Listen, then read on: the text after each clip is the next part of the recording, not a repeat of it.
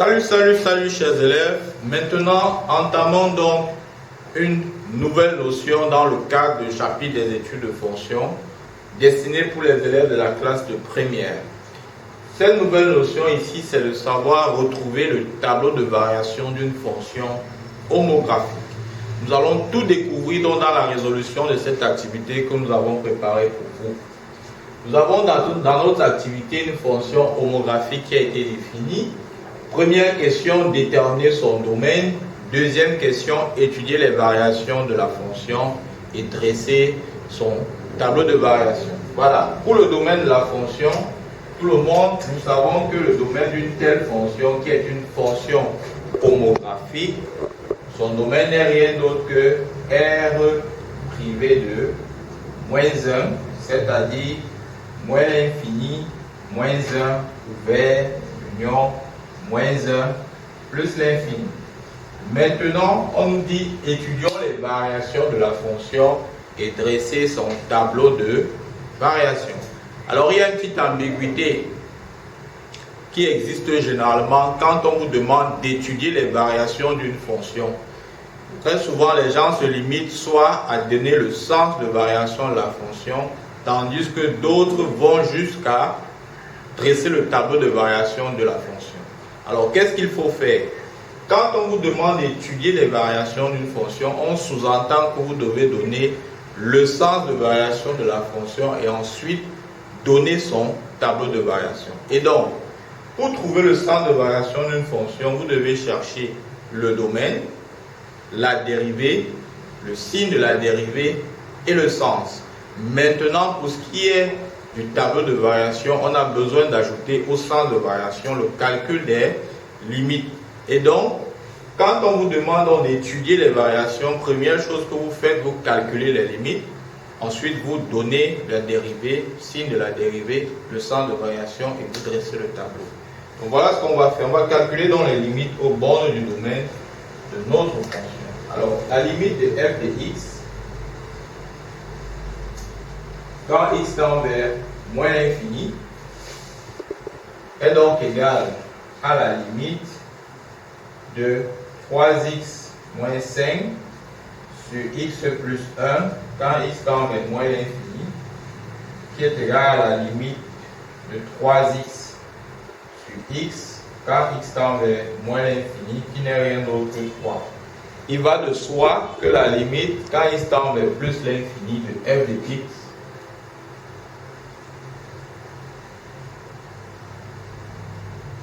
sera égal aussi à 3. Et donc, cela veut dire, d'après l'une des vidéos précédentes qu'on a vues, que la droite y égale à 3 est asymptote horizontale à la courbe de f. Maintenant, calculons la limite quand il tend vers moins 1 à gauche de f de x. Ça va donc donner 3 facteurs de moins 1 moins 5 sur moins 1 plus 1, c'est-à-dire moins 8 sur 0. Et là, ça nous impose de trouver le signe. On a donc là moins l'infini, moins 1 plus l'infini, x plus 1. Il est donc de signe négatif à gauche et positif à droite. Ça va donc tendre vers 0 moins. On aura donc plus l'infini quand il tend vers moins 1 à gauche. Calculons également la limite de f de x. Quand il tend vers moins 1 à droite, cela va nous donner moins 8 sur 0 plus, qui sera donc moins l'infini. Donc,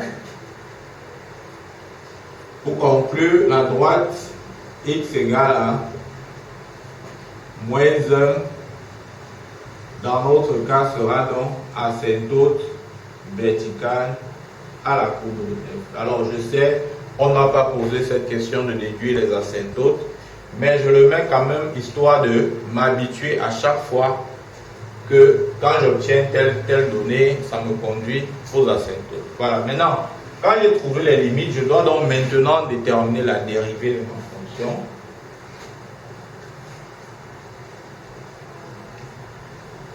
f étant une fonction homographique qui est 3x moins 5 sur x plus 1, sa dérivée f' de x sera donc égale à 3, 1, moins 5, 1 sur x plus 1 au carré. Et donc si on fait un petit calcul, on obtient 3 fois 1 qui donne 3, plus 5, ça fait 8 sur x plus 1 au carré. Maintenant, étudions le signe de la dérivée afin de déduire son sens de variation.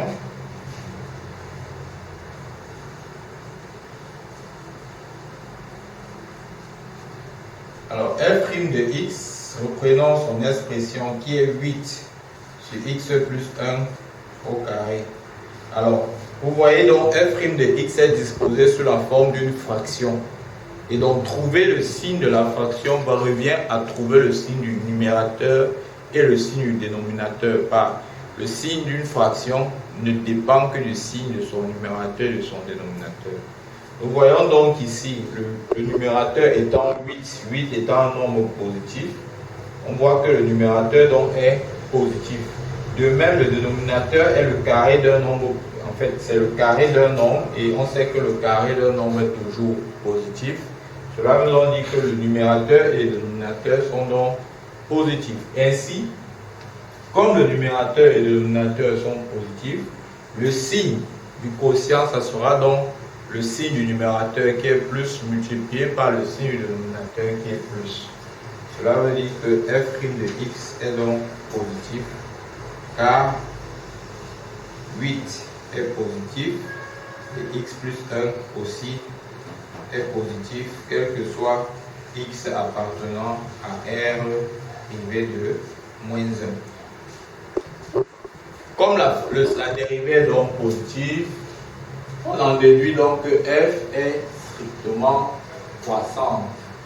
Parce que la dérivée est strictement positive, f est strictement croissante sur le domaine, sur son domaine qui est R privé de 1. Maintenant, j'ai trouvé le sens de variation, je déduis donc, je dresse mon tableau de variation.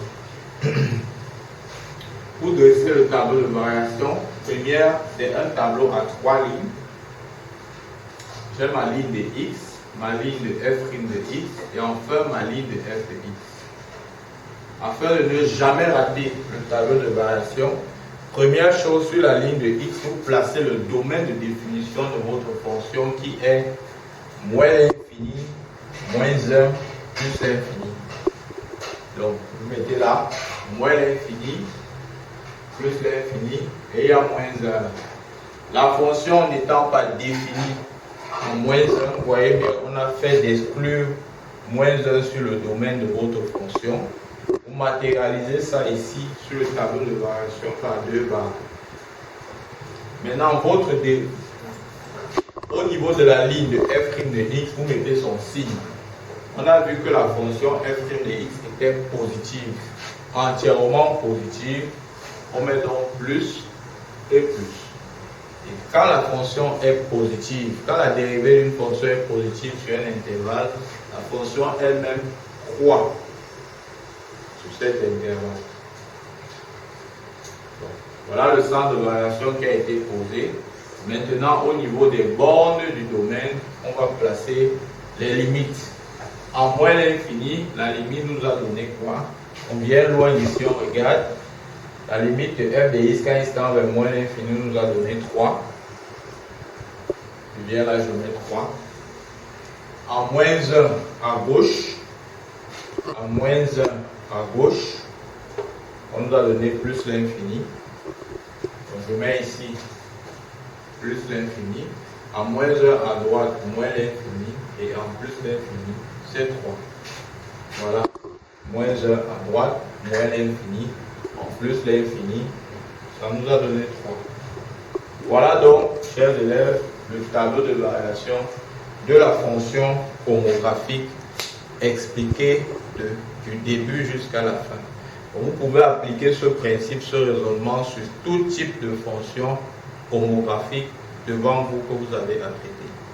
Je vous remercie attentivement pour votre écoute et je vous salue. À très bientôt.